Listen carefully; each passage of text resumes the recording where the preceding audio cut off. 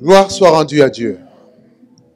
Seigneur, nous te remettons ta parole. Inspire-nous par ton esprit. Prends le contrôle de toutes choses. Tu es Alpha et Oméga. Au nom de Jésus, nous t'avons ainsi prié. Amen. Alors, nous sommes toujours dans notre thème Femme de valeur. Et je vais aborder un point capital sur le thème de ma prédication ce soir. C'est Sarah, une femme modèle. Sarah, une femme modèle. Alors nous allons prendre juste 3 textes. Le premier se trouve dans le livre de Ésaïe chapitre 51. Ésaïe chapitre 51, le verset 2. La Bible dit: portez le regard sur Abraham, votre père, et sur Sarah qui vous a enfanté. Car lui seul, je l'ai appelé, je l'ai béni et multiplié.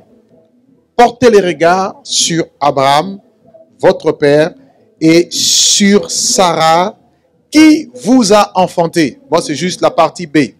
Donc, portez le regard sur Sarah qui vous a enfanté. En gros, qui est votre mère. Amen. Le deuxième texte, c'est dans le livre de Hébreux. Hébreux au chapitre 11. Hébreux chapitre 11. Nous lirons le verset 11. La Bible dit: c'est par la foi que Sarah elle-même, malgré son âge avancé, fut rendue capable d'avoir une postérité parce qu'elle crut à la fidélité de celui qui avait fait la promesse. Notez bien, c'est par la foi que Sarah elle-même, malgré son âge avancé, fut rendue capable d'avoir une postérité parce qu'elle crut à la fidélité de celui qui avait fait la promesse. Donc, il y avait une promesse qui avait été faite et elle a cru. Malgré le fait qu'elle soit stérile, c'est-à-dire elle n'était pas capable d'engendrer, d'enfanter, mais elle a cru à la parole de Dieu, et parce qu'elle a cru, Dieu a accompli la promesse. Amen. À l'âge de plus de 90 ans, elle tombe enceinte. Rappelez-vous dans 1 Timothée 2 que nous avons lu, on a vu qu'elle sera sauvée néanmoins en devenant mère. Amen. Et le dernier texte que nous allons prendre, c'est dans le 1 Pierre, chapitre 3, versets 1 à 6. 1 Pierre, chapitre 3, verset 1er au verset 6. Femme, que chacune soit soumise de même à son mari, afin que si quelques-uns n'obéissent point à la parole, qu'ils soient gagnés sans parole par la conduite de leurs femmes, en voyant votre manière de vivre chaste et respectueuse. Ayez non cette parure extérieure qui consiste dans les cheveux tressés, les ornements d'or ou les habits qu'on revêt, mais une parure intérieure et cachée dans le cœur, la pureté incorruptible d'un esprit doux et paisible qui est d'un grand prix devant Dieu. Ainsi se paraient autrefois les saintes femmes qui espéraient en Dieu, soumises à leur mari, comme Sarah qui obéissait à Abraham et l'appelait son Seigneur. C'est d'elle que vous êtes devenus des filles en faisant ce qui est bien, sans vous laisser troubler par une autre, par aucune crainte. Amen. Le verset 6 est très important.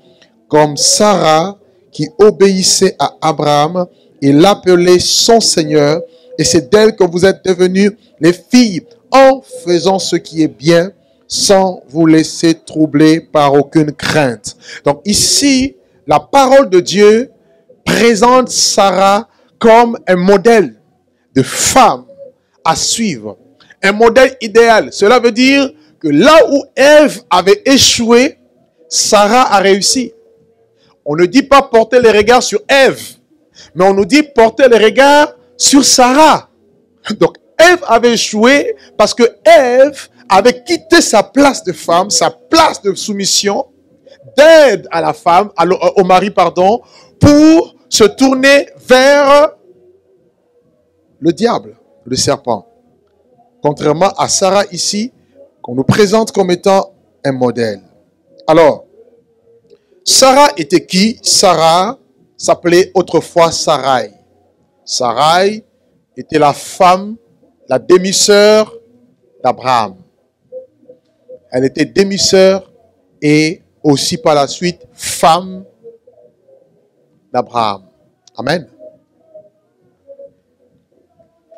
Et lorsque Dieu va se révéler à Abraham, Dieu va lui dire de quitter sa patrie et d'aller dans le pays où il lui montrera. Ils vont sortir de là et ils vont aller vers le pays de Canaan.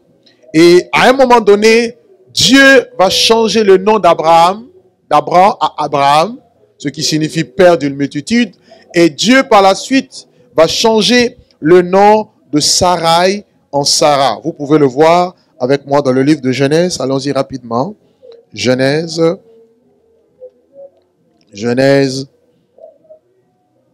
au chapitre 17, le verset 15. Genèse chapitre 17, le verset 15. Dieu dit à Abraham, tu ne donneras plus à Sarai ta femme le nom de Sarai, mais son nom sera Sarah. Vous avez trouvé? Genèse 17, verset 15. C'est là que Dieu dit à Abraham de changer le nom de Sarai en Sarah. Et le mot Sarah, le nom Sarah signifie princesse. Princesse. Donc, si Sarah est votre modèle, forcément, vous devenez aussi des princesses. Alléluia. Dieu change ce nom parce que derrière le nom, il y a toujours une mission, une vision. Le nom cache une destinée. Le nom cache ce que Dieu attend de vous, ce que Dieu veut que vous puissiez faire, accomplir. Et on voit dans la Bible, Dieu donner la valeur à Sarah. Alors qu'elle était stérile. D'une manière générale, lorsqu'on est stérile, en tant que femme, on est méprisé. Nous sommes comme une personne qui ne peut pas... c'est comme si on n'a pas de la valeur, quoi. Dans le couple, dans le mariage, encore dans des familles. Très souvent, nous voyons dans nos familles d'origine soit africaine, antillaise, après quelques mois de mariage, on pose la question à la femme et au mari, est-ce que ça va? Est-ce que tu as commencé à cracher? Juste pour dire que si tu n'arrives pas à concevoir, tu es considéré comme quelqu'un, une femme, une personne qui est comme maudite. Alors que ce n'est pas toujours le cas. Et dans la Bible, j'ai une promesse, j'ai une parole pour toutes les femmes. Dieu a dit, parmi les enfants de Dieu, il n'y aura aucune femme stérile. Alléluia. Aucune. Donc même si la stérilité peut être le partage de ta vie aujourd'hui, ne l'accepte pas parce que ce n'est pas la vérité. La réalité, c'est que tu es stérile, mais la vérité, c'est que tu n'es pas stérile. La vérité, c'est que tu vas enfanter. Alléluia. Si Sarah a enfanté à 90 ans, quel est ton âge? Cela veut dire qu'attends encore un peu de temps, tu vas aussi enfanter. J'aime ce qu'un homme de Dieu dit. Quand Dieu vient à ta rencontre, quand Dieu vient te visiter, tu vas commencer sans manger, le ventre va sortir tout seul. Alléluia. Que Dieu soit béni. Amen. Donc Dieu a donné la valeur à Sarah. Dieu voulait que Sarah devienne une femme de valeur. La valeur de la femme, vous allez voir que je veux plus m'attarder sur la valeur et non les tâches. Plus tard, on parlera des tâches. Ok? Les tâches, quelles sont les tâches d'une femme? Ok? Dans la vie, dans l'église, dans le couple, dans la société. Ok? Mais j'aimerais insister d'abord sur la valeur. Parce que la valeur, c'est ce que vous êtes. Si vous ne connaissez pas le prix, votre prix, vous allez vous vendre moins cher, vous allez vous négliger, vous minimiser. Mais si vous savez qui vous êtes, si vous connaissez votre identité, vous marchez avec assurance. Et on présente Sarah comme une femme soumise. Et je parlerai ce soir de la soumission. Ce qu'elle est et ce qu'elle n'est pas. Parce que beaucoup ont une mauvaise compréhension de la soumission. Pour tout, malheureusement, il n'y a pas d'hommes ce soir. Mais bon, on va rattraper ça avec eux. Parce que ça concerne surtout les hommes. Moindre problème, femmes, soyez soumises. Ça, c'est un des versets favoris, versets qu'ils connaissent même par cœur. Mais qu'est-ce que c'est la soumission? Alors, allons-y dans quelques versets rapidement et puis nous allons rentrer dans le vif du sujet de notre enseignement. Éphésiens chapitre 5. Ce que Dieu dit par rapport à la soumission. Éphésiens au chapitre 5. Éphésiens 5, le verset 22 au verset 23. La Bible dit au verset 24. Éphésiens 5, verset 22 au verset 24. Femmes, que chacune soit soumise à son mari comme au Seigneur, car le mari est le chef de la femme, comme Christ est le chef de l'Église qui est son corps, et dont il est le sauveur. Or, de même que l'Église est soumise à Christ, les femmes aussi doivent l'être à leur mari en toutes choses. Donc la Bible nous enseigne ici, comme l'Église est soumise à Christ, toute femme doit être soumise à son mari en toutes choses. Colossiens chapitre 3. Colossiens au chapitre 3, nous lisons le verset 18. Colossiens 3, verset 18, la Bible dit, « Femmes, que chacune soit soumise à son mari comme il convient dans le Seigneur. » Voyez, que chacune soit soumise à son mari comme il convient dans le Seigneur. Amen. Tite chapitre 2. Tite chapitre 2. Tite 2, verset 5. Nous lisons.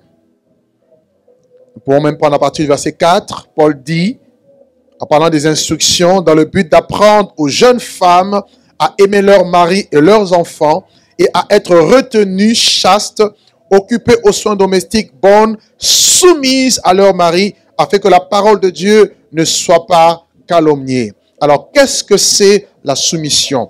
Le mot soumission vient du grec. Le mot soumission vient du grec hupotasso. Ça s'écrit H-U-P-O-H-U-P-O-T-A-2-S-O.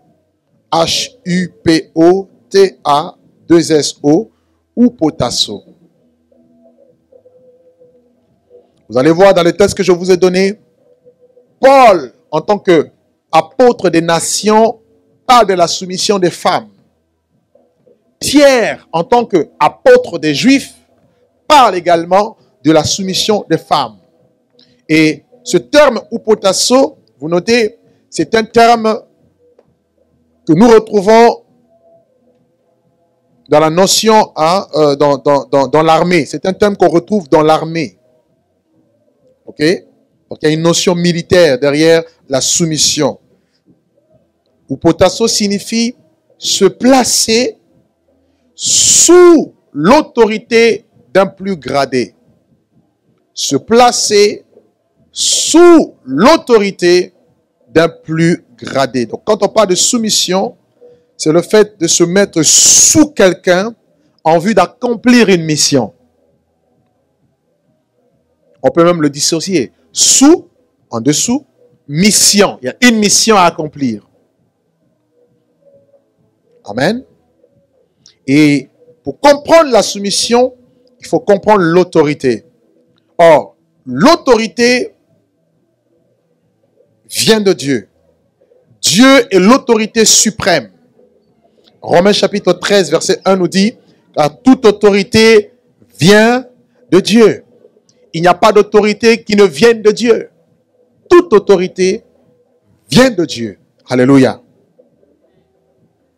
Et en termes d'autorité, Dieu a placé un ordre dans la soumission.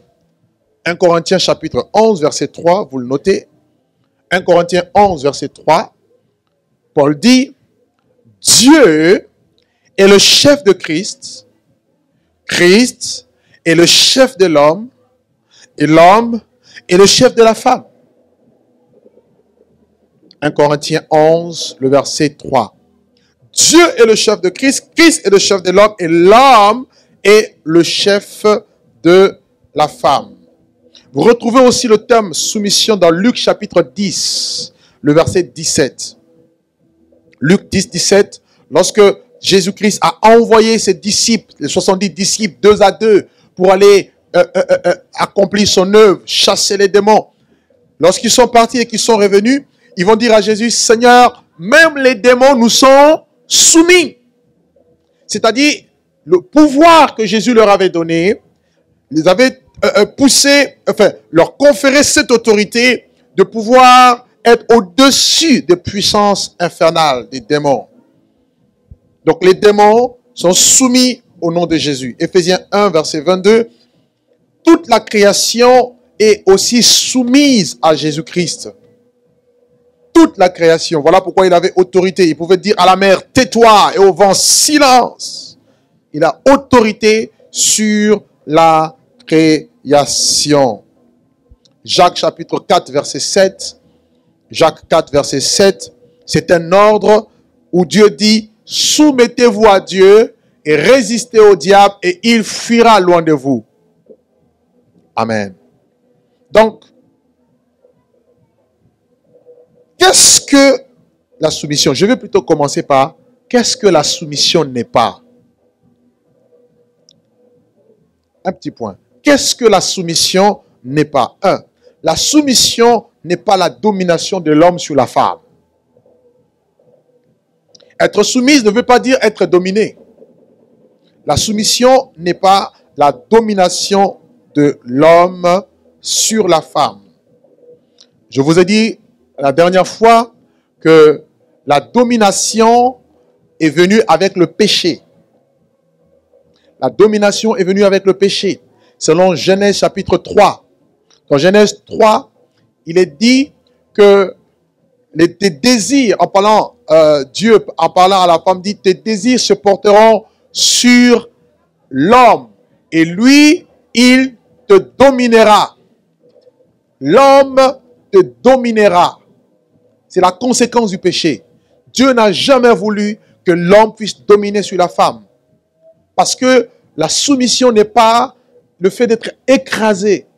Lorsqu'on est écrasé, c'est-à-dire qu'on est comme foulé aux pieds, on n'a pas un mot à dire, on n'a pas d'importance. Alléluia. L'homme, dans Genèse, devait diriger la femme, mais aussi l'assister. Adam devait diriger sa femme, mais aussi l'assister, la nourrir et en prendre soin. Assister, nourrir, en prendre soin. Autre chose, l'homme devait manifester la considération vis-à-vis de sa femme ou encore de la déférence. De la considération ou encore de la déférence. Et l'homme se doit d'honorer sa femme. Amen.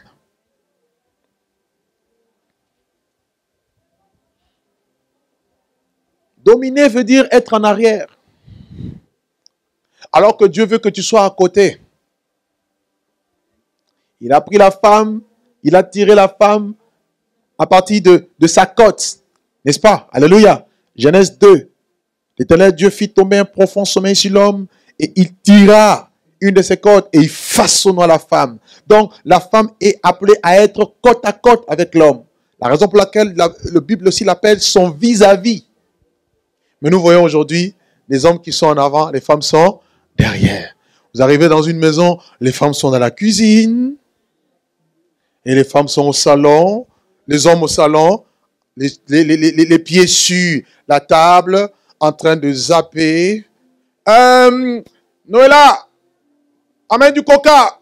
Oui, on amène du coca. Bon, maintenant, le fruit à pain, la semoule, vite. Alléluia. Il est là, il commande quoi? Le chef, il n'a rien à faire de toi.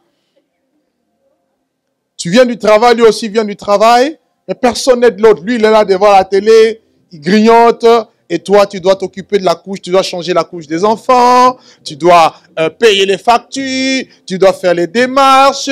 Bref, tu fais tout. Mais lui, il est là que pour, voilà quoi, il se la coule douce. Dis à ton ami, ça c'est la domination. Dis à ton ami, ça c'est la domination. Non, la soumission n'est pas la domination. Notez les questions, on va revenir tout à l'heure. Deuxième petit point. La soumission n'est pas une obéissance aveugle. La soumission n'est pas une obéissance aveugle.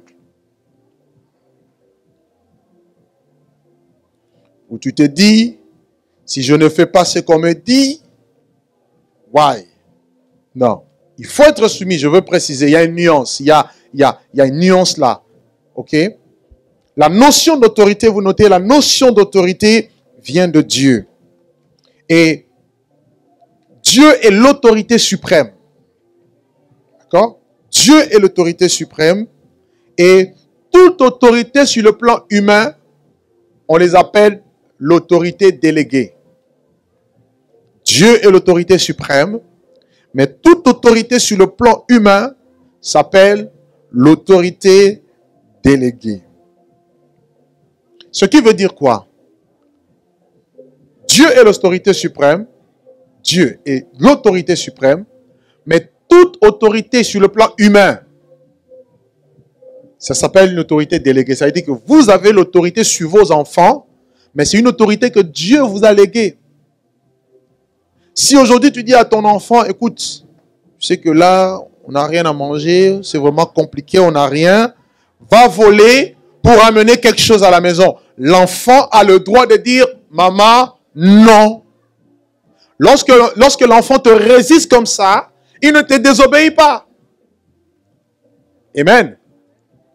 C'est ça. Donc, si la femme fait ce que l'homme lui dit et que ce que l'homme dit est en accord avec la parole de Dieu, alors la femme doit être soumise. Mais si ce que l'homme te dit va à l'encontre de ce que Dieu dit, ne le faites pas. Est-ce que je suis clair? Très clair?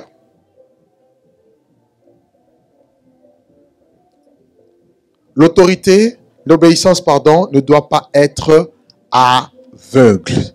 J'espère que les femmes qui sont ici n'obéissent pas aveuglement pour celles qui sont mariées à leur mari. Non, on ne doit pas obéir aveuglement. Alléluia. Alléluia. Un homme qui te dit, écoute, moi, je ne veux pas que tu ailles prier. Tu dis, écoute, moi, mon Créateur veut que je prie. Si toi, tu ne veux pas, moi, je vais te désobéir. Ça, ce n'est pas une désobéissance. Hein? Il n'y a pas de problème parce que le jour où toi, tu vas mourir, tu vas aller en enfer, lui va se remarier. Alléluia. Ah, oui ou non? C'est vrai ou c'est faux? Oui. Le salut est individuel. Je dis bien, avant de partir, tout à l'heure j'en parlerai, avant de partir, assure-toi que tu as fait à manger, assure-toi qu'il a tout, pour qu'il n'y ait pas une occasion de chute. Mais qu'ils ne me disent pas, toi ne prie pas, non. Le jour où je suis né, tu n'étais pas là. Le jour où je partais, il y a un homme m'a dit, non, j'aime tellement ma femme, j'aimerais être avec elle. On dit, bon, écoute, on va te mettre dans un cercueil, on va t'enterrer. Ah, non, je blaguais. Personne ne va partir avec toi. Donc, tu es responsable de ta vie. La raison pour laquelle ton obéissance est conditionnelle. Si et seulement si ce que l'homme me dit est en accord avec la parole de Dieu. J'ai eu à gérer des cas de femmes dans le passé où le mari était par exemple dans des séances occultes. Il ne voulait pas que la femme prie. J'ai dit non. Maman, s'il te plaît, tu dois maintenir ta vie de prière, sauf que tu dois avoir un bon témoignage à la maison. Souvent, le problème, c'est que quand c'est comme ça, les femmes n'ont pas un bon témoignage. Elles se prennent pour des super spirituels, écrasant, traitant leur mari de diable. C'est sûr que même même s'il ne prie pas, mais si tu le traites de diable, tu la gagnes pas, tu ne le gagnes pas. J'ai parlé de Sarah. Notre thème, c'est Sarah, une femme modèle. Et on verra comment les femmes peuvent avoir une évangélisation stratégique et efficace sans distribution de tracts. Alléluia! Il faut que les choses changent. Troisièmement, la soumission n'est pas la servitude. La soumission n'est pas la servitude. La soumission biblique ne crée jamais de servitude. C'est-à-dire, tu n'es pas une esclave. La soumission biblique ne va pas te pousser à t'effacer totalement au point de perdre ta personnalité. Il y a des personnes, il y a des hommes qui sont tellement rigides qui peuvent vous faire perdre votre féminité, votre valeur, tout simplement au nom de la soumission. Alléluia. Moi, il y a des moments où on a eu des petits conflits des fois à la maison. À un moment donné, j'étais mal influencé. Il disait, non, pas de télé à la maison. Il dit, mais non. Elle a le droit de dire aussi que non, il faut qu'il y ait la télé. Mais parce que quelqu'un m'influençait, il dit, non, enlève la télé. J'ai aussi enlevé. Mais c'était chaud. Mais elle avait raison. Amen, amen, amen, amen. Parce que le problème des hommes, les hommes aussi, quand je verrai les hommes, ils sont trop dictateurs. Ils se prennent aussi trop spirituels. Ils pensent que c'est eux qui... Hein? Non. Amen, amen. Ça va? Les hommes africains. Non, même les Européens aussi. Donc la soumission. La soumission. La soumission, ce n'est pas la servitude. Amen. Gloire à Dieu. Alors, vous pouvez noter un petit point. La soumission n'implique pas une différence de compétences ou encore d'intelligence. Un point comme ça. La soumission n'implique pas une différence de compétences ou d'intelligence, ni une attitude de timidité. Ni une attitude de timidité et de crainte. Ni encore un renoncement à tout développement personnel. Ou encore un renoncement à tout développement personnel. Tu es tellement soumise que toi-même tu ne te développes pas. Depuis que tu es marié, tu n'évolues pas. Tu vas aller à l'école, l'homme dit non, ne pars pas à l'école. Tu veux exercer ton ministère? Non. Il y a des hommes qui peuvent aussi étouffer des femmes. C'est pas ça la soumission. Dans la soumission, tu peux bien évoluer, tu peux bien exercer tes dons, tes talents. Tu peux bien exercer tes compétences, tu peux bien pousser ta vie, aller plus loin, mais tout en gardant le caractère de soumission vis-à-vis de Dieu. Amen. Parce que souvent, il y a beaucoup de confusion à ce niveau-là. Alors, mon deuxième point grand point que je vais développer, pourquoi la soumission? Pourquoi Dieu veut que les femmes soient soumises? Comprenez que j'insiste ici sur la soumission de la femme vis-à-vis de l'homme. Hein? L'homme aussi doit être soumis à Dieu. Et nous devons nous soumettre aussi mutuellement. Mais ça, ce n'est pas le point qui sera abordé. Un petit point. La soumission est une nécessité. La soumission dans la vie, dans un foyer, est une nécessité pour le maintien de l'ordre de Dieu dans la vie. C'est une nécessité pour le maintien de l'ordre de Dieu dans la vie, dans la société, dans le foyer et encore à l'église. Alléluia. Et quand je médite la parole de Dieu, je me rends compte que l'objectif principal de Pierre était de développer ce principe, un principe général dans les relations sociales qui dépasse largement le cadre unique du foyer. C'est-à-dire quand Pierre parlait de la soumission de la femme vis-à-vis de l'homme, c'était au-delà du cadre familial des 4 murs de la maison. Parce que si au niveau de la maison, la femme n'est pas soumise, cela va se déteindre au travail, cela va se déteindre même à l'église. La raison pour laquelle vous allez voir que Paul, lorsqu'il parle de l'église, même en ce qui concerne les anciens, pour la direction de l'église, il dit, si quelqu'un veut diriger l'église, il faut d'abord qu'il sache diriger sa maison. Parce que tu ne peux pas ne pas bien diriger ta maison et venir diriger l'église de Dieu. Parce que l'église est composée de familles. Mais si une famille, tu n'arrives pas à la gérer, comment pourras-tu gérer les autres familles? Amen. Que des personnes qui dirigent les églises. Que des personnes qui encadrent d'autres personnes. Mais qui sont eux-mêmes, qui ont eux-mêmes des gros problèmes d'encadrement. Et là, l'ennemi en profite. Amen. La soumission concerne tout le monde. C'est une nécessité. Deuxième point. La nécessité, c'est la volonté, c'est une volonté du cœur. Pourquoi la soumission? Parce que la soumission est une volonté du cœur.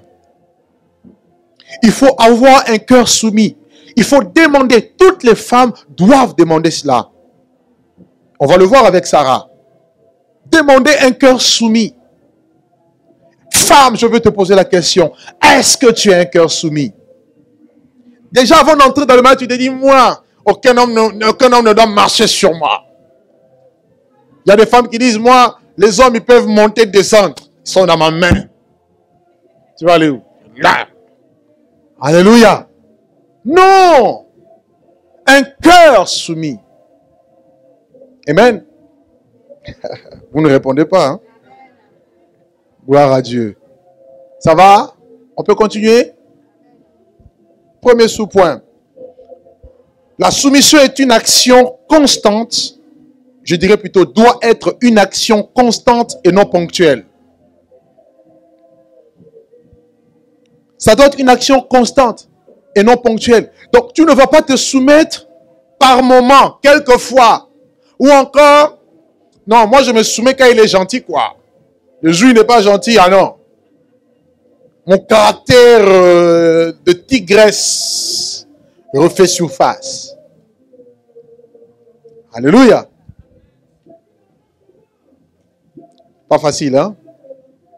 Amen. Ah, on ne me répond pas, ça dit que c'est du bon. Je suis dans le bon chemin. C'est que ça rentre. Non, les jours où le mari est gentil avec la femme, des bisous, des câlins, des fleurs. Là, wow, Jésus, on est soumise. Mais le jour où il y a des petites tensions là, gring, gring, gring, gring. Alors, non. Ça, c'est une soumission ponctuelle. Non, tu ne dois pas te soumettre de manière ponctuelle, mais de manière constante. Ça va? Deuxième sous-point. La soumission est une attitude. La soumission est une attitude que l'on développe à l'image de Jésus-Christ. La soumission est une attitude que l'on développe à l'image de Jésus-Christ. C'est-à-dire, tu ne pourras pas être vraiment soumise si tu ne regardes pas comment Jésus est soumis au Père. Tu trouveras certainement des occasions où il dit non, il exagère, non, ceci. Je disais que c'est une attitude que l'on développe. La Bible dit, ayez en vous les sentiments qui étaient en Jésus-Christ, qui, existant en forme de Dieu, n'a pas regardé comme une proie à arracher d'être l'égal de Dieu, mais il s'est humilié, il s'est soumis en se rendant obéissant jusqu'à la mort, même jusqu'à la mort de la croix. Donc c'était un choix. Et ce choix se traduit par son attitude. Christ reste le modèle. Amen. Je peux vous dire, toutes les femmes, Jésus-Christ est votre modèle. Jésus-Christ est venu dans le monde en tant que serviteur. Et dans la notion de la soumission, nous voyons la notion du service volontaire. Quand on est soumis, on sert volontairement. On sert l'autre volontairement. Vous notez ça, ça c'est très important. On doit servir les autres, on doit servir son mari. Et c'est ce que Sarah faisait. Sarah servait son mari, Abraham. Elle avait une attitude humble, une attitude soumise, telle une femme modèle, non comme Ève qui a pris les devants. En tant que femme, vous devez éviter de prendre le devant. Une femme soumise ne prend jamais le devant. Lorsqu'elle sait qu'elle a raison, qu'est-ce qu'elle fait? Elle interpelle son mari pour que le mari reste toujours à sa place. Parce qu'il y a des maris qui sont distraits. Il y a des maris qui ne sont pas spirituels. Admettons, vous êtes spirituel que votre mari ne l'est pas. Amen. Que faire dans ce cas-là? Vous pouvez l'aider. Mais ne vous mettez pas à cette place-là. Restez à votre place. Dites-lui, hey, ça là, c'est à toi de le faire. C'est pas à moi. Pousse-le à être devant. Tu resteras toujours sous la couverture de Dieu. Parce que Dieu respecte toujours l'autorité. On a des problèmes parce qu'on ne respecte pas l'autorité. Mais Dieu respecte l'autorité. Quand Adam et Ève ont péché, Dieu savait que c'était Ève qui avait mangé le premier le fruit. Jésus-Christ, Dieu n'est pas venu, Ève, où es-tu? Il a posé la question, Adam, où es-tu? C'est à toi à qui j'ai donné l'ordre. Amen les femmes. Gloire à Dieu. Est-ce qu'on peut continuer? Troisième sous-point. La seule chose qu'un mari peut imposer à la femme,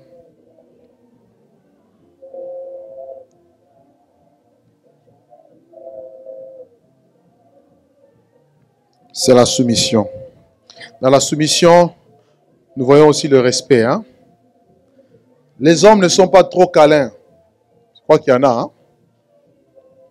Les hommes ne sont pas trop belles paroles, fleurs. Mais les hommes, eux, ils aiment plus le respect. Contrairement à la femme. Oui ou non? Ah, vous savez, aujourd'hui, les hommes du 21e siècle, ça change. Hein? La société est en voie de transformation. Mais d'une manière générale, l'homme a un esprit fort, rigide. Et la femme a un esprit sensible.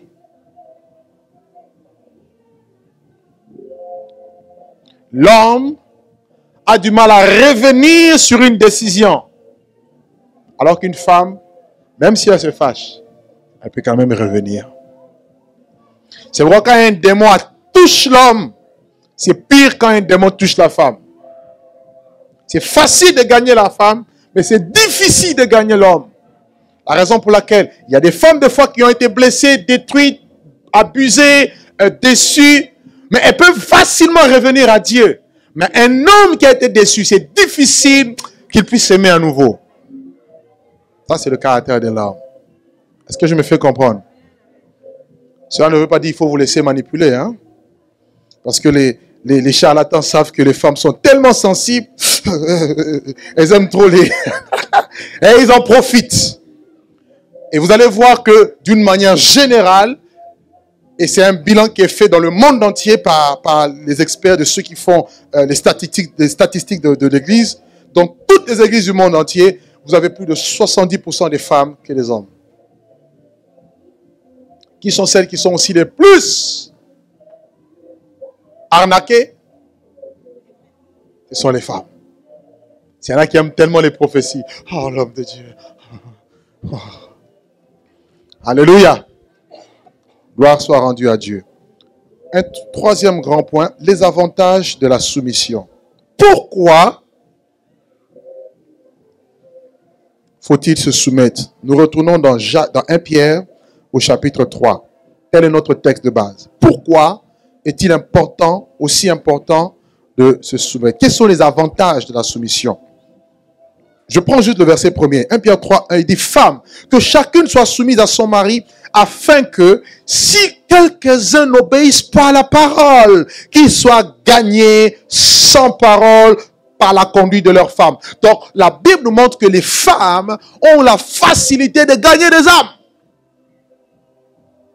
Quelqu'un ne m'a pas dit amen. Une femme qui va évangéliser ramènera beaucoup plus d'âmes qu'un homme. Je ne sais pas, c'est bizarre cette affaire-là. J'ai vu à l'époque on sortait à Choisy, là on allait à la gare. Moi j'allais une fois, je suis avec une soeur, deux sœurs. On est parti aborder, j'ai abordé un monsieur, bon vous savez Jésus-Christ, le gars ne m'a même pas calculé. Et la femme est venue, il y avait une sœur là qui est avec nous là. Elle a commencé à parler et Paul a fait dire, ben, tu es belle hein. Je dis ah tu vois. Donc vous avez quelque chose qui les attire. Amen. une facilité d'aborder un homme et même une femme qu'un homme ne l'a. Et même dans le contexte de couple où le mari ne prie pas, vous pouvez amener votre mari à l'évangile. Mais sans parole. C'est ce que Pierre dit. Tu peux la gagner, mais sans pourtant dire, toi, il faut que tu te convertisses. Toi, écoute, si tu ne te convertis pas, c'est l'enfer. Il n'a pas besoin d'écouter ça tous les jours. Non! Parce que plus tu le répètes, plus il s'endurcit. Amen. Est-ce qu'on peut relire cette parole? Oh, j'aime bien cette parole. Femme, que chacune de même soit soumise à son mari, afin que si quelques-uns n'obéissent pas à la parole, qu'ils soient quoi? Qu'ils soient gagnés sans parole par la conduite de leur femme. Donc, ce qui veut dire, votre conduite est un moyen d'évangélisation pour les maris inconvertis, non-croyants. 1 Pierre chapitre 3, le verset 1er. Alors, vous pouvez noter, il y a une issue à l'acte de soumission. Il y a une issue. Quand vous êtes soumise, il y a toujours une porte de bénédiction pour vous. Alléluia.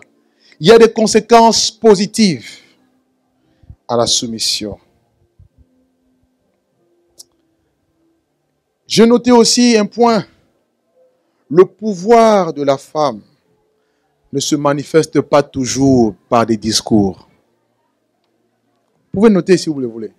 Le pouvoir de la femme, les femmes telles que vous êtes, vous avez un pouvoir. Et votre pouvoir ne se limite pas, ne se manifeste pas seulement par des discours. Encore moins par la violence. Donc ça ne sert à rien de trop parler ou encore d'être violente, agressive en parole. Mais ce que j'ai compris, c'est qu'une femme peut facilement influencer le cœur de son mari.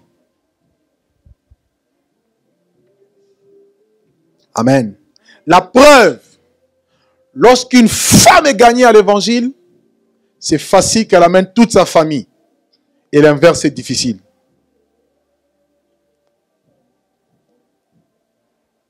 Vous avez une responsabilité.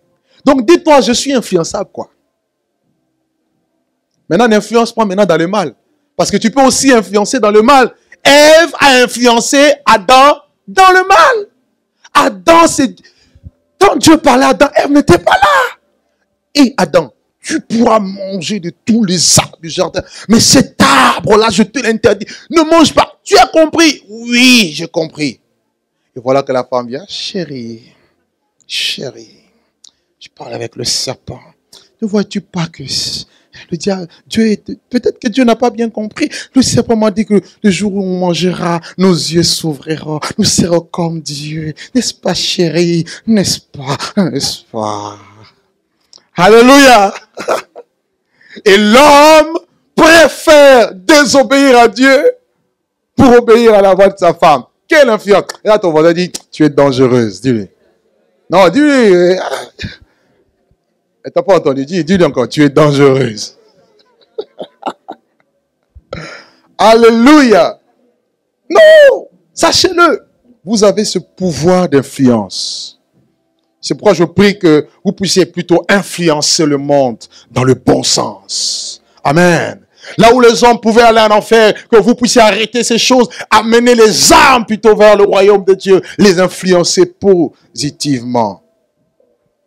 La conduite sans parole. Parmi les avantages de la soumission, vous avez un autre point, la conduite sans la parole. Vous vous conduisez, votre comportement, sans parler, tu te comportes bien. Alléluia. Tu repasses tes habits de la maison. Tu t'occupes de ton mari. Rabababa Shanda. Là, je ne veux pas rentrer dans les tâches, parce que là, je risque d'avoir des questions. On verra ça une autre fois. Alléluia. Tu joues ton rôle. Quand il rentre, malgré les pressions du jour, toi, le mari arrive, tu commences déjà à lui dire, écoute, il y a des factures, mais il a déjà eu des pressions à l'extérieur. C'est pas le moment. Détends-le d'abord. Décompresse-le. Amen. Il n'y a pas d'amen là. C'est pas grave. Enlève sa veste. Dis, ça va, je peux t'enlever la veste.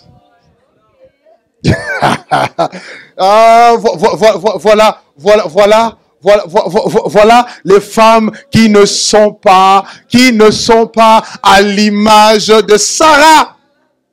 Sarah appelait son mari Seigneur. J'entends là-bas les frères qui disent presse. Sarah l'appelait. Non, je ne parle pas des exagérations. Non, écoutez, je vais être équilibré. Je ne suis pas en train de parler des hommes qui exagèrent pour que non, ils vous prennent comme des esclaves. Non, je vous parle de quelqu'un que tu veux gagner, mais tu lui témoignes un tel amour, une telle affection. Alléluia. Non, t'inquiète pas, ne t'inquiète pas. Pierre dit que tu peux le gagner avec ta conduite. Ou bien, il y a des femmes qui ne sont pas d'accord avec ce que j'ai dit. Notez-moi ces questions. Amenez les questions tout à l'heure. Notez-les. Alléluia. Gloire à Dieu. Deuxième petit point. Laissez-moi finir d'abord parce qu'il y a trop de choses à dire. Deuxième petit point. L'attitude. Je parle des avantages de la soumission. Deuxième sous-point. L'attitude de pureté. L'attitude de pureté. Ok? L'attitude de pureté. Je parlerai de la pureté du langage. Peut-être que tu fais ce service, mais comment lui parles-tu? Tu l'indexes, des choses qu'il n'aime pas.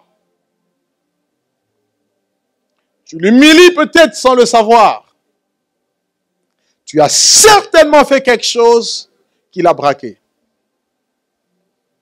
Pureté dans le langage, pureté dans le pensée, pureté dans les actions. Notez ces trois petits points. Pureté dans le langage, pureté dans les pensées, pureté dans les actions. Quand tu parles, c'est de l'abondance du cœur que la bouche parle. Quand tu parles, est-ce que tu peux l'inspirer confiance? Point d'interrogation.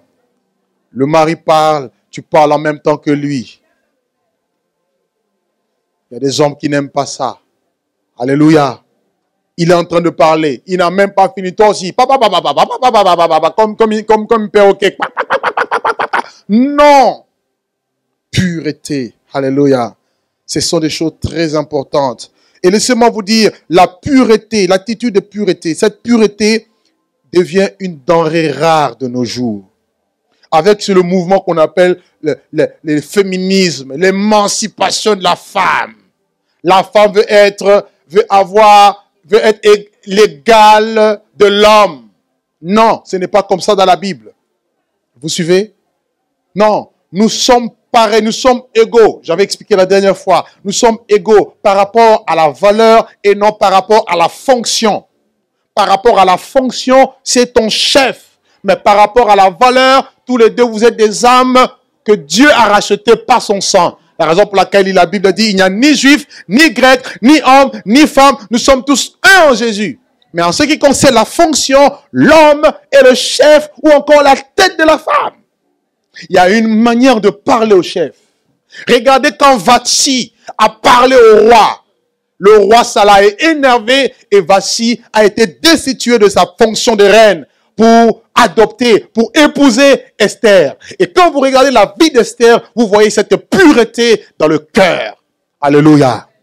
On n'arrive pas à gagner le mari parce que quelque part, on n'a pas cette qualité, on n'a pas cette attitude de pureté. Je disais que la pureté est devenue denrée rare de nos jours. Et elle est d'autant plus magnifique. C'est une parure capable de fléchir le cœur le plus dur. C'est une parure capable de fléchir le cœur le plus difficile. Le cœur du roi, Proverbe 21:1, nous dit, est entre les mains de l'Éternel comme un courant d'eau et il incline où il veut. Troisième petit point. Nous voyons l'attitude de respect. Je parle des avantages de la soumission. Troisième petit point, l'attitude de respect. Est-ce que tu respectes le mari? Est-ce que tu respectes ses choix, ses engagements?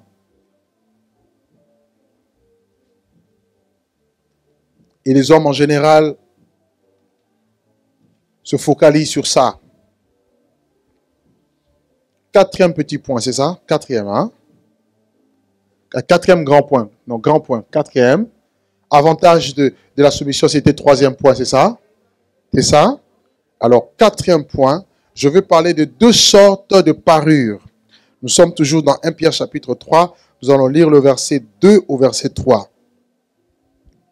1 Pierre 3, verset 2 au verset 3. La Bible dit, en voyant votre manière de vivre chaste et respectueuse. Vous voyez, donc là, il insiste sur ce que je venais de dire, une manière de vivre chaste et respectueuse.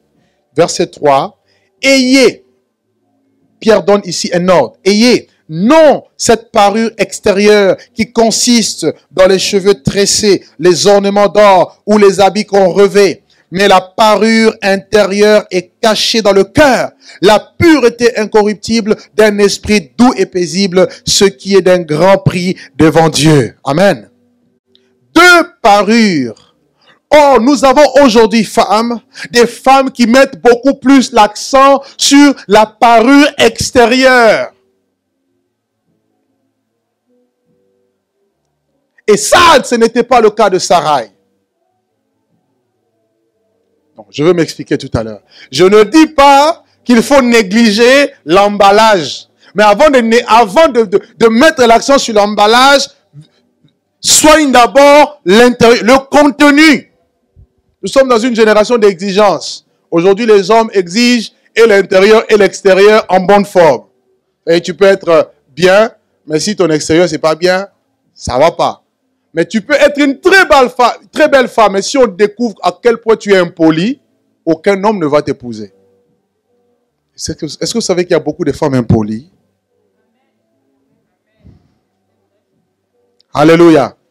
Première parure, notez, première parure, la parure extérieure. Pierre nous parle ici de la parure extérieure, verset 3. Ayez non cette parure extérieure. Cette parure extérieure est constituée de quoi? Premièrement, des cheveux tressés. Deuxièmement, des ornements d'or. Et troisièmement, des habits qu'on revêt. Trois choses dans la parure extérieure. Vous l'avez dans 1 Pierre 3, le verset 3. Il parle des ornements d'or, des cheveux tressés. Il parle des ornements d'or et il parle des habits qu'on revêt.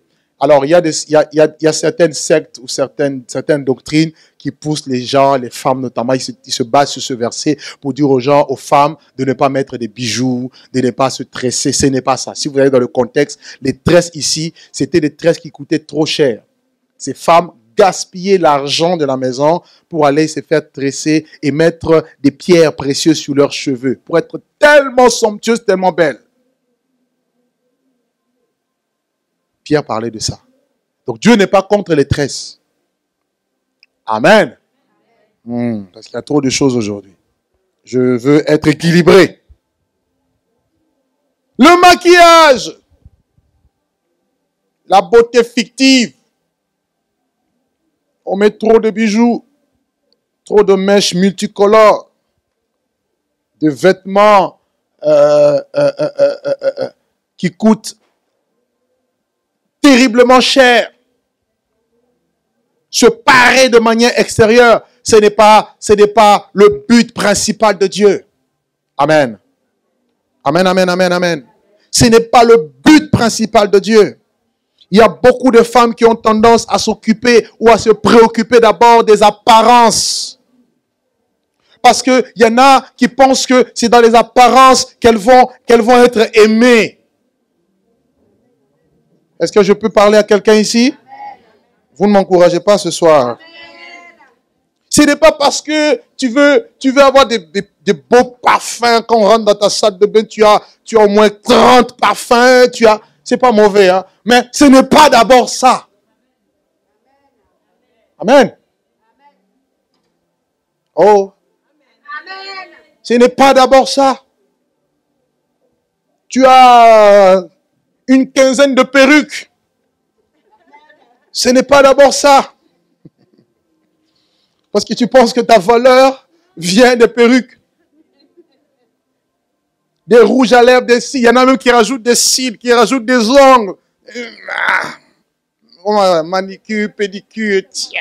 Et puis, on n'a pas le temps de toucher à la vaisselle, quoi. Ah non, moi, mes ongles, tu comprends, ça coûtait cher.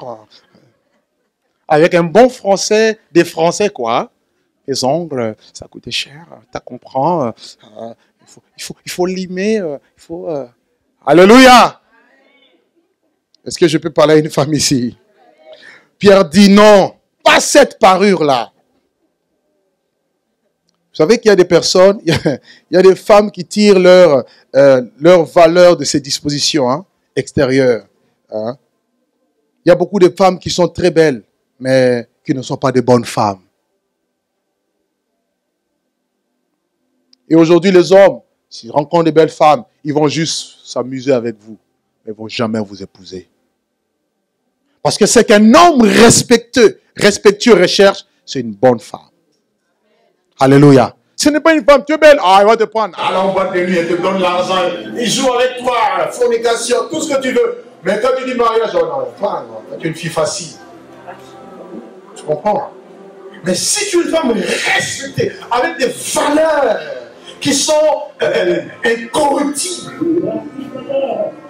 même une personne avant de t'épouser, elle là, vraiment, je pense que... Et c'est ça qu'il faut, sur ça qu'il faut insister. Alléluia. Beaucoup de femmes aujourd'hui, moi j'en connais des femmes qui sont très jolies, mais très impolies, désagréables. Vous ne pouvez même pas habiter avec. Des femmes querelleuses, qui ont des problèmes.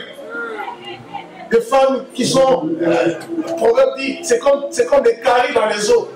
Quand tu épouses une femme querelleuse, c'est comme si tu as une carie dans les os. Mieux vaut être célibataire qu'épouser une femme querelleuse. Alléluia. C'est ce que j'ai dit aux frères. Attention, on ne suit pas les belles gens. Quelle marche vraiment. On ne suit pas ça. On ne suit pas... non. On suit le cœur. On suit le cœur.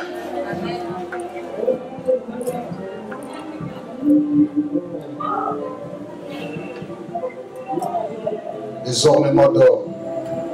Verset 4, il dit, mais la parure intérieure est cachée. Alors notez que la Bible n'est pas contre les ornements qu'on embellisse, qu'on embellit.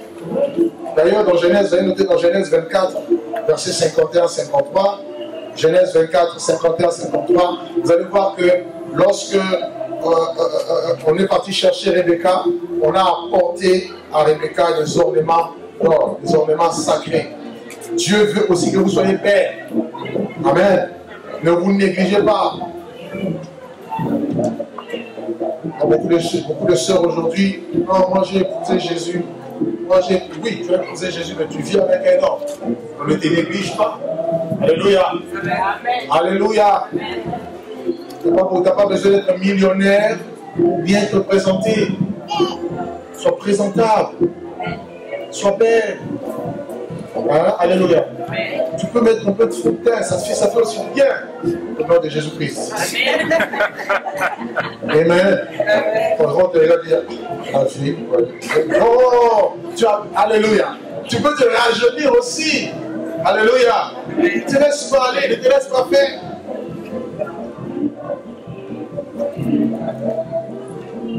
Quelqu'un qui dit, pasteur, si tu savais. Exactement, je sais. Je parle de Saint-Esprit que je suis en train de dire ces choses.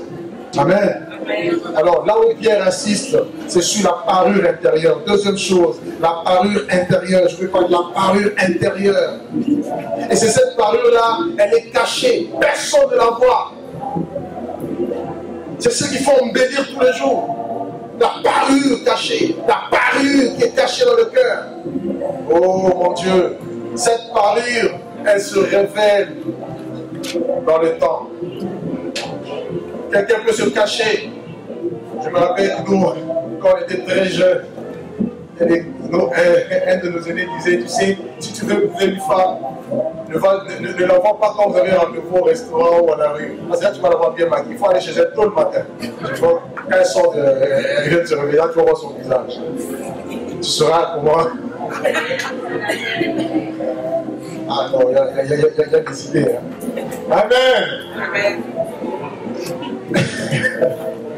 Mais la Bible ne nous demande pas de nous focaliser sur la parure extérieure, mais au contraire de regarder la parure cachée dans le cœur. C'est-à-dire qu'il faut prendre le temps pour savoir le cœur avec qui tu vas être, avec qui tu vas vivre. Le mariage est d'abord une affaire de cœur, avant d'être une affaire corporelle. Beaucoup se sont mariés pour assouvir des appétits sexuels, ils ont été déçus par la suite. Parce que le cœur n'était pas. Vous voyez? Alléluia. Un homme qui respecte sa femme va apprendre à regarder à son cœur, ce trésor. Vous allez voir dans 1 Pierre 1,4, notez 1 Pierre 1,4, on nous parle de la pureté qui est incorruptible. 1 Pierre 1,4. Donc cette pureté, cette parure est une pureté cachée, mais elle est incorruptible. C'est-à-dire que personne ne peut la corrompre. Esther était là parmi des milliers de femmes. Le roi devait choisir une femme, alors que Vassi avait été répudié. Ce qui a attiré l'attention du roi, au milieu de toutes ces belles femmes, c'était la pureté d'Esther. Alléluia. N'oubliez pas, Sarah égale princesse. Esther veut dire étoile. Alléluia. Donc, Dieu voit les cœurs. Et ce qui est important de développer dans la valeur de la femme, c'est la parure intérieure. Alléluia. Et cette parure intérieure se caractérise par deux choses. Verset 4. Mais la parure intérieure est cachée dans le cœur, la pureté incorruptible d'un esprit doux et paisible. Donc la parure intérieure se traduit par deux choses. Un esprit doux. Deux, un esprit paisible. La douceur de la tranquillité. Tu ne peux pas avoir la parure intérieure et être agressif. Non. Regarde-toi, tu diras, moi je suis né comme ça, c'est mon caractère. Mais c'est un mauvais caractère. Un caractère de cochon. Il faut changer avec la puissance de la parole de Dieu. Amen. Amen. Tu sens, moi je suis né comme ça, dans ma famille, tu ne parles pas comme ça ma mère, hein. Moi tu parles comme ça, hein. Pourquoi tu te prends, hein. Moi j'ai fait des études, moi. Non. Agressivité. Regarde ton voisin, dis-lui, ta voisine, dis-lui, ne sois pas agressif. Dieu ne soit pas agressif. Dis, sois douce. Amen.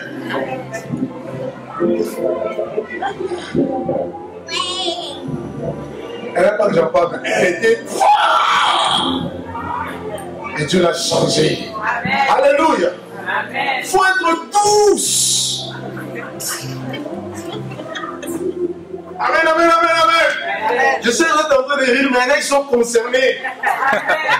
Je sais, c'est bon, on ne réagit pas, je sais. Dis à ton ami la douceur. La douceur.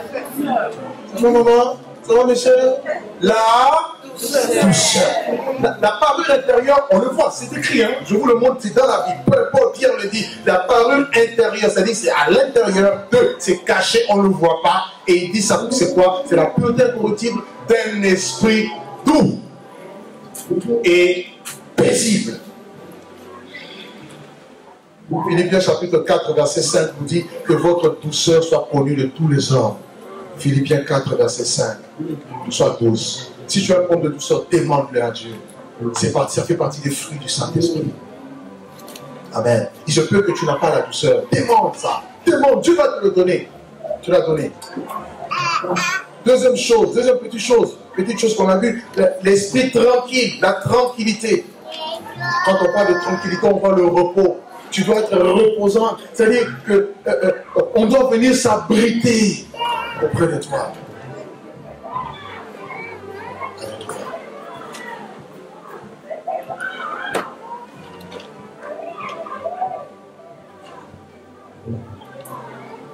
Tu dois être cette femme qui procure la joie, le repos et non le trouble.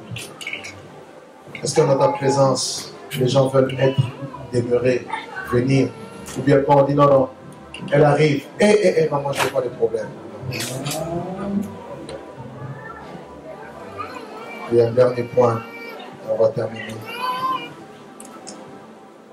Sarah était un modèle du passé à suivre. Sarah était un modèle du passé que toutes les femmes doivent suivre. Je ne te dis pas de suivre elle. Elle va te pousser à être une Jézabel, à te rebeller contre l'autorité de Dieu et en entraînant ton mari dans le péché, à désobéir à Dieu. Mais Sarah est non.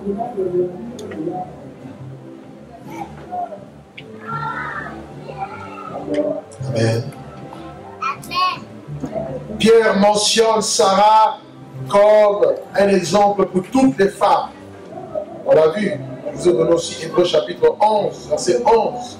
On a dit que Sarah croyait à la fidélité de Dieu. C'est-à-dire même quand elle avait commis une erreur. L'erreur c'était quoi? Elle était tellement dans le désir de l'enfant parce que l'enfant ne venait pas. Elle va dire à Abraham, prends ma servante, prends Agar, pars avec. Et cela a amené beaucoup de troubles. Agar a donné naissance à Ismaël. Et Ismaël a été comme cette épée là jusqu'au jour d'aujourd'hui contre Israël. Il y a des erreurs qui sont difficiles à réparer. Mais néanmoins reste un modèle. Pourquoi? Parce qu'en dépit de ces choses, elle s'est répandue, mais elle a quand même cru. Quand les anges sont venus pour dire Sarah, à l'âge de 90 ans, l'année prochaine, elle a même de retourner un enfant, elle a préféré rire.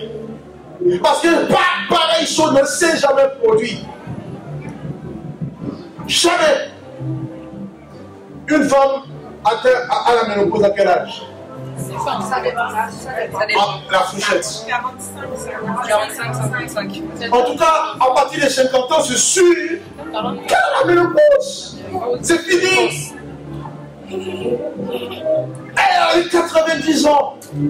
Une vieille, on le prend. Ma vieille, tu auras un enfant. Arrête de me tromper. Il est ici. Mais la Bible dit qu'elle n'a pas regardé qu'elle n'était plus en état d'avoir d'enfant. Mais elle a cru. Voilà l'exemple. C'est que, quoi qu'il arrive, tu dois continuer à croire en ton Dieu. Et parce qu'elle a cru, tu as accompli sa promesse. Un exemple à suivre. Elle était une femme de foi. Sarah était une femme de foi. Et si nous lisons la Galates 4, on présente Sarah comme étant une mère. On nous dit que Agar c'était la servitude, Sarah c'était la femme libre. Et de Sarah, plutôt de Agar est venu le mont Sinaï avec la loi, mais de Sarah est venu la nouvelle Jérusalem.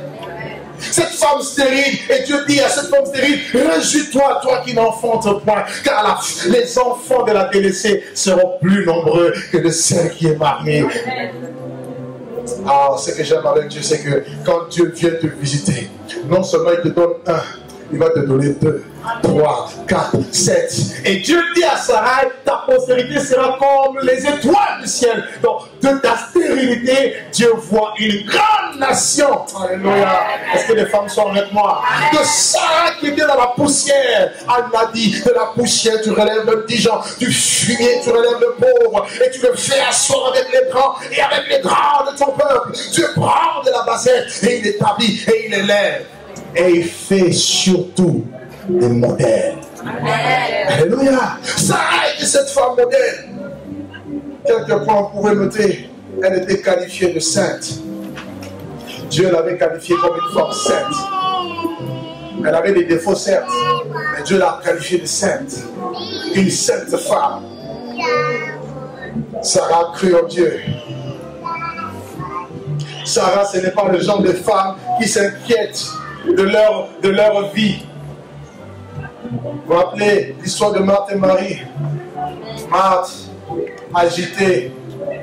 Seigneur, je n'ai pas d'enfant. Seigneur, j'ai dit tu t'agites pour beaucoup de choses. Seigneur, quand est-ce que je vais me marier? Seigneur, quand est-ce que j'aurai un enfant? Seigneur, quand tu t'agites, une seule chose est nécessaire. Marie a choisi la bonne part. Marie, c'était une descendante de Sarah qui a choisi s'asseoir pour écouter la voix de la promesse. Parce que le fils de la promesse était la Christ. Alléluia. Sarah est un modèle. Quoi qu'il arrive, quoi qu'il se passe dans ta vie en tant que femme, ne quitte pas la place de la promesse. Reste là attaché. Continue à croire. Parce qu'un jour viendra, la cloche sonnera à ta porte. Quand on va dans une boulangerie, chacun à son tour. Il y a une queue. Mais c'est bien sûr, tu seras servi. Amen. Amen. Lorsqu'un facteur arrive avec un courrier, après avoir distribué dans tout ton quartier, il va aussi déposer dans ta boîte aux lettres un courrier dont l'expéditeur est Jésus-Christ et le destinataire est Niki. Est-ce que je peux parler à quelqu'un? Est-ce que je peux parler à quelqu'un ce soir? Sarah était une femme fidèle, une femme de foi, une femme qui croyait en Dieu. Oh, alléluia. Et l'autre point de Sarah, écoutez, Sarah, elle avait un respect réel pour Abraham. Elle respectait Abraham. La Bible dit, au verset 6, 5, ainsi séparées toutes les saintes femmes qui espéraient en Dieu, soumises à leur mari, comme Sarah. Sarah était soumise à son mari. Il obéissait à Abraham et l'appelait son Seigneur. Elle obéissait à Abraham au point de l'appeler son Seigneur. Mon Seigneur, tu dois commencer à m'appeler mon Seigneur. Alléluia. Il n'y a pas beaucoup d'amen. Mais elles ne sont pas d'accord. Je vous aime beaucoup parce que au moins vous n'êtes pas d'accord. Mais c'est la parole de Dieu. Amen. Ah, oui, je lui parlais par ricochet. Amen. Amen. Mon Seigneur de grâce. Oui. Amen, amen, amen. Elle vient toujours chapitre 3, versets 5 à 6. Sarah avait un réel respect. Et ce respect-là s'est traduit par le langage, par le comportement. Vous les respectez, le respect se traduit par le langage, comment vous parlez, et par votre comportement. Comment parles-tu? Comment te comportes-tu? Voilà les deux questions majeures. Le langage et le comportement exemplaire est une évangélisation sans chair, sans micro, mais combien efficace. Amen. Amen. Parce que mon mari ne veut pas venir à la prière. Mon mari me dit, mon mari, il n'y a pas pire que le diable. Et souvent quand on gratte, le mari dit, elle là, si elle est chrétienne, elle dit, je préfère être dans le monde. Quand vous entendez un mari parler comme ça, ça veut tout dire. Ça veut dire que c'est chaud. C'est une secte à l'église. L'Esprit de Dieu.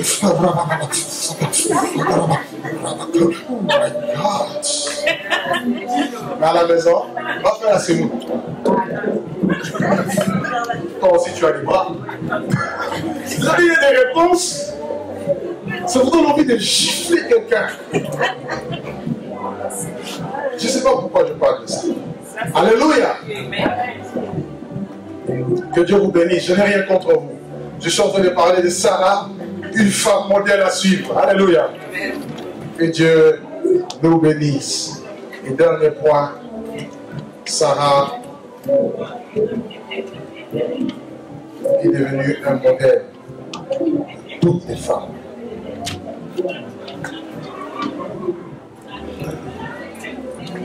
Sarah est devenue un modèle de toutes les femmes.